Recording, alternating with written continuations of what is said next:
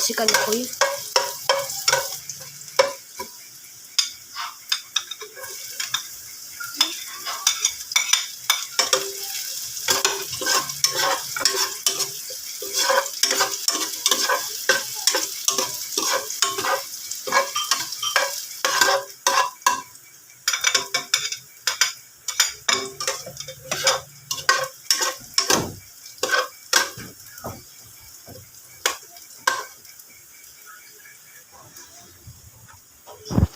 Ilagay na yung manok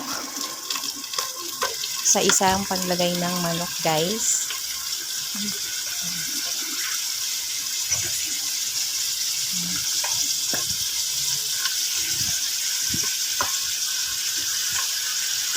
Ayan. At halu-haluin lang po natin ito hanggang sa ma-absorb niya yung mga flavoring na luya, bawang, at sibuyas, guys. Pumapit sa kanya yung lasa niya. At lumabas yung mantika ng manok. So, kung medyo yung parang napapry po kasi yung manok, guys, dun sa pag-gisa natin. Para mas pumapit yung lasa at mawala din yung langsa ng manok.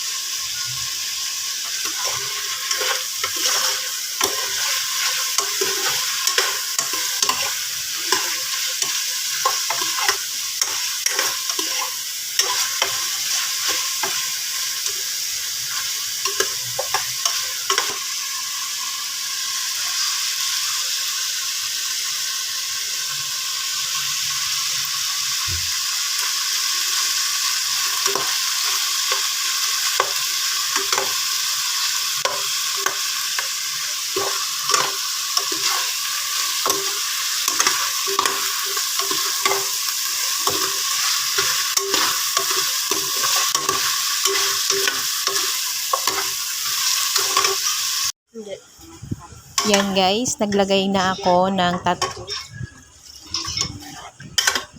isang basong tubig. At dagdagan ko pa uli ng isa pang basong tubig. Mga 3 basong tubig, guys.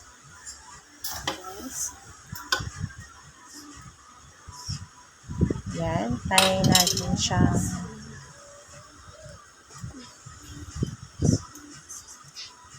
lagyan ng asin.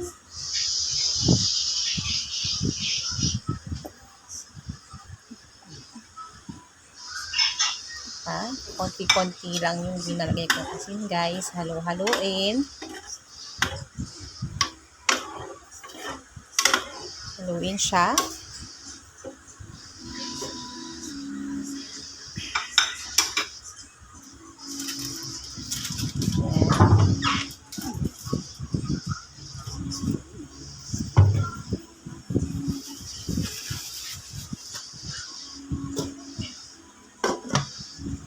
At takpan na muna, guys. Antayin. Yan, lalagyan ko na rin po ng patis. Naglalagay po ako ng patis, guys, sa tinola. Para mas masarap. Halo-haluin po siya. Ayan.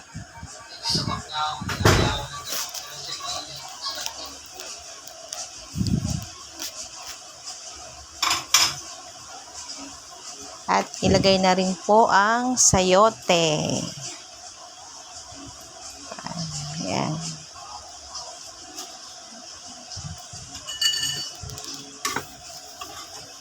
At haluin uli.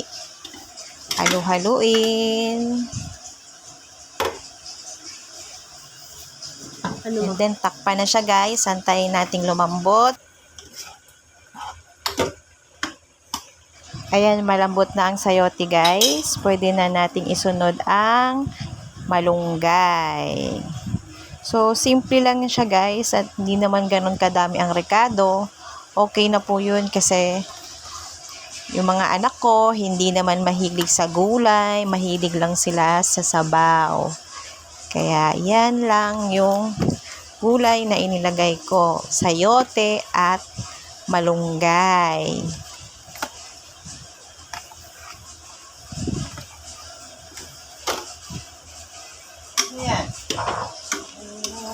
Ayan, halu-haluin po siya.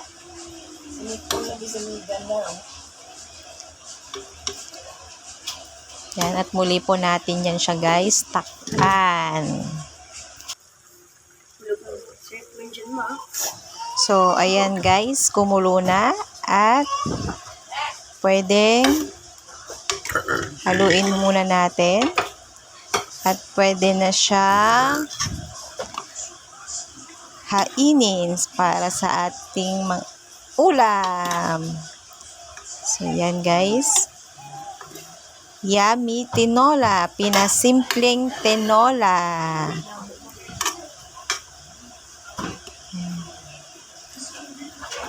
Thank you for watching guys.